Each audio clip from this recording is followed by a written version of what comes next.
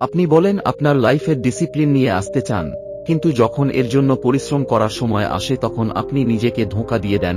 আপনি পরিবর্তন হবার চেষ্টা তো করেন, কিন্তু আপনার মন একই মিথ্যে কথা বারবার বলতে থাকে। আর ওই মিথ্যে কথাটা হলো আগামীকাল থেকে করব, কিন্তু আসল সত্যিটা হলো ওই আগামীকালটা কখনোই আসে না। আপনি 1 মিনিটের জন্য আপনার চারপাশে দেখুন। আপনার চারপাশের মানুষ সবাই সামনের দিকে এগিয়ে যাচ্ছে, কিন্তু আপনি আপনার পুরনো ভার্সনের মধ্যেই আটকে আছেন।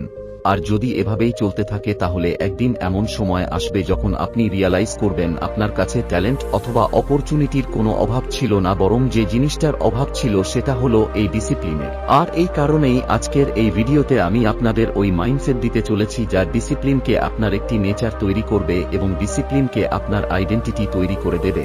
আর এই ভিডিওটা তৈরি করার আগে আমি অনেক রিসার্চ করেছি, তাই আজকের এই ভিডিওতে আমি আপনাদের যাই কিছু বলতে যাচ্ছি, এই কথাগুলো কেবল আমার মনের কথা নয়, বরং আমি আপনাদের কেবলমাত্র সেই কথাগুলোই বলবো যা সামুরাই তাদের রিয়েল লাইফে ব্যবহার করত এবং নিজের মাইন্ডকে এত বেশি ফোকাসড এবং টাফ তৈরি করত। আর আজকের এই ভিডিওটি যেহেতু ইনফরমেটিভ একটি ভিডিও, তাই আপনি আপনার মাইন্ডটাকে ক্লিয়ার এবং ফোকাসড রাখুন। তো চলুন শুরু করা যাক।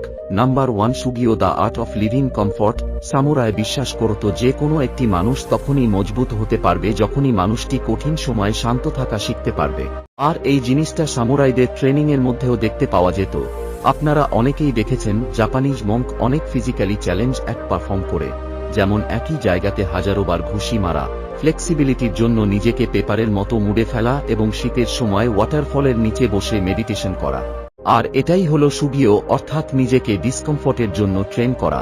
আর জাপানে আপনি আজও এই জিনিসটা দেখতে পাবেন, অর্থাৎ জাপানে আজও যারা মার্শাল আর্ট প্র্যাকটিস করে তারা আজও ওয়াটারফলের নিচে ঘন্টার পর ঘন্টা দাঁড়িয়ে থাকা অথবা মেডিটেশন করে। আর যদি এই সেম জিনিসটাকে আমরা আমাদের লাইফের সঙ্গে কম্পেয়ার করি তাহলে আমরা অনেক কমফোর্টেবল একটি লাইফে বেঁচে থাকি। যেমন অল্প একটু গরম লাগলেই এসি চালিয়ে দেওয়া, অথবা অল্প একটু স্ট্রেস হলেই নিজেকে ডিস্ট্রাক্ট করে নেওয়া, অথবা অল্প একটু ক্রেভিং হলেই কোনো না কোনো খাবার অর্ডার করে নেওয়া। আর এত বেশি কমফোর্টেবল লাইফ কখনোই আমাদের ব্রেনকে স্ট্রং তৈরি করতে পারবে না, বরং আমাদের এই কমফোর্টেবল লাইফটা আমাদের ব্রেনকে উইক তৈরি করছে।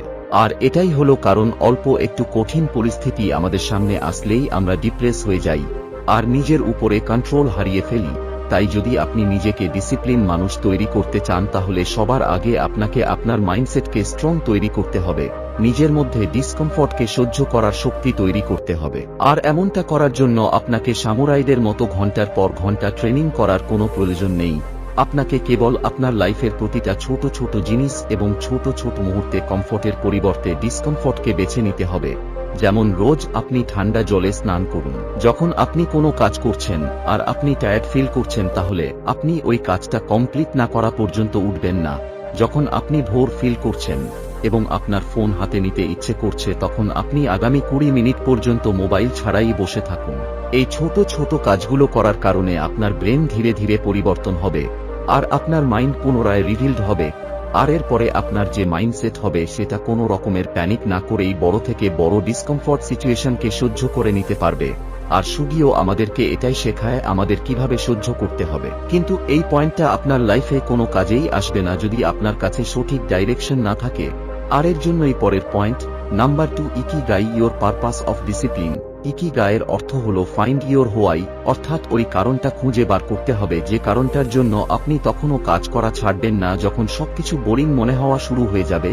এই ইকিগাই আপনার রুটিনকে রিচুয়ালে পরিণত করে আর ডিসিপ্লিনকে এমন একটি জিনিস তৈরি করে যেটা করতে আপনার সত্যিই আনন্দ অনুভব হবে। আপনি কি এটা জানেন, জাপানের ওকিনাওয়া শহরে পৃথিবীর সবথেকে বৃদ্ধ মানুষ বসবাস করে। এখানকার 80 থেকে 90 বছরের মানুষগুলো সকাল 4টা থেকে 5টার মধ্যে ঘুম থেকে উঠে পড়ে এবং নিজের চাষের জমিতে চাষ করার জন্য চলে যায়। আর এরা এই কাজটা কেবল এই কারণে করে না যে তাদের টাকার প্রয়োজন, অথবা তারা এই কাজটা এই কারণেও করে না যে তাদেরকে কেউ ফোর্স করছে, বরং তারা এই কাজটা এই কারণে করে কারণ তাদের কমিউনিটির জন্য সবজি উৎপাদন করাটাই হলো এদের পরিচয়। আর যদি আপনি এদেরকে জিজ্ঞেস করেন এত বয়স হয়ে যাওয়ার পরেও তারা এই কাজ কেন করছে, তখন তারা কি উত্তর দেয় জানেন? I still have something to give this world. আর এটাই হলো রিয়েল ইকিগাই, যা আপনার কাজকে আপনার পরিচয় তৈরি করে, যা আপনার কাজকে আপনার জীবন তৈরি করে। আর বেশিরভাগ মানুষের জীবনের ডিসিপ্লিন না থাকার পিছনের কারণই হলো এটা যে তাদের কাছে এমন কোনো স্ট্রং রিজন থাকে না যে কারণে এরা ডিসিপ্লিন থাকবে। তাই আপনাকে আপনার রিয়েল লাইফে ইডাই খুঁজে বার করতে হবে, অর্থাৎ আপনাকে ওই জিনিসটা খুঁজে বার করতে হবে যে জিনিসটা আপনি আপনার সম্পূর্ণ মন থেকে করতে পারবেন, যেটা করার জন্য আপনার কোনো মোটিভেশনের প্রয়োজন হবে না, কিন্তু নিজের ইকিগাইকে ফলো করার জন্য আপনার মাইন্ডকে ডিস্ট্রাকশন থেকে দূরে রাখতে হবে এবং নিজের মধ্যে ক্লিয়ারিটি তৈরি করতে হবে। আর এই জন্যই আপনাকে তৃতীয় পয়েন্টটা ফলো করতে হবে। নাম্বার 3, ডানসাই letting things go to see itself. প্রাচীন জাপানের সাথীয় নামের একটি সামুরাই ছিল। ওই সামুরাই গুরুর কাছে ট্রেনিং নেওয়ার জন্য পৌঁছে যায়। আর ওই গুরুর একটি অদ্ভুত নিয়ম ছিল যে নিজের সঙ্গে কোনো ফালতু জিনিস নিয়ে আসা যাবে না, কিন্তু সাথীও যখন আসে তখন সে তার সঙ্গে করে সবকিছু নিয়ে আসে, এক্সট্রা পোশাক, এক্সট্রা তলোয়ার, এক্সট্রা ট্রল, এমনকি ছোট ছোট প্রয়োজনীয় জিনিস, কারণ সাথী মনে হতো নিজের কাছে অতিরিক্ত জিনিস থাকার অর্থ হলো অতিরিক্ত শক্তি। আর এই সবকিছু দেখে ওই গুরুজি সাথীওকে কোনো কিছুই বলেনি, বরং গুরুজি সাথীওকে প্রতিদিন সকালে পাহাড়ে উঠতে বলেন।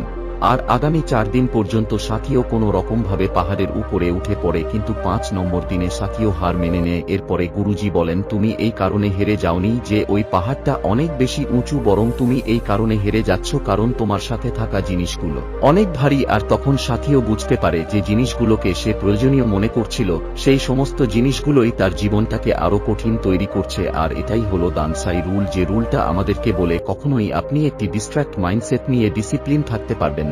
তাই আপনি আপনার জীবন থেকে সেই সমস্ত কিছুকে দূর করে দিন যে জিনিসগুলো আপনার কোনো প্রয়োজন নেই, যে জিনিসগুলো আপনাকে আপনার লক্ষ্য থেকে দূরে নিয়ে যাচ্ছে, যাতে আপনি নিজেকে ডিসকভার করতে পারেন।